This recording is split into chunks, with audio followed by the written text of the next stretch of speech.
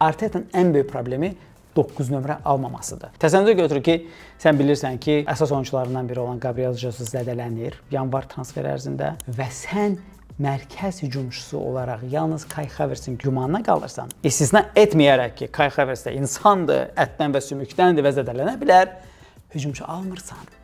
Nəticədə o da zədələnir ilin mövsümün sonuna qədər və sən qalırsan mərkəz yarımdəfəçisinin ümidinə. Arsenalın daha bir böyük bonusu standartlardır. Bildiyiniz kimi yanvar ayında, indiki statistika yadımda olmayacaq, amma yanvar ayında vurduğu çempionatda 62 qolun 20-sini ancaq standart vəziyyətlərdən, penalti, cərimə zərbəsi və xüsusilə də kornerlərdən vurmuşdu. Arteta çox vacib komanda təmizləmə siyasətini yeridib və Edu ilə bir yerdə xaotik alışlara son qoyub. Bəzən Merino mərkəzə qayıdır və onun Declan Rice əvəz edir.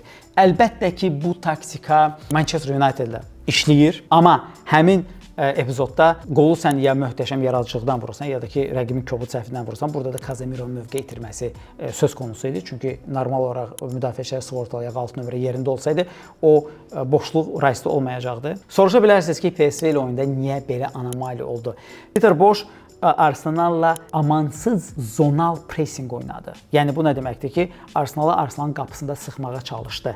Və əlbəttə ki, Arsenal o pressingi çox rahatlıqla aşandan sonra epizodlarını yaratdı. Yenə də 7 qol inanılmaz bir anomaliyadır. Bu bəlkə də 100 oyundan birində baş verir. Çempionlar Liqasında isə 4-1-də Madrid gözləyir Arsenalı və ona hazır olmaq üçün, nə isə şansı olmaq üçün əlbəttə ki, Ethan Nwaneri möhtəşəm gələcəyi olan bir gəncdir.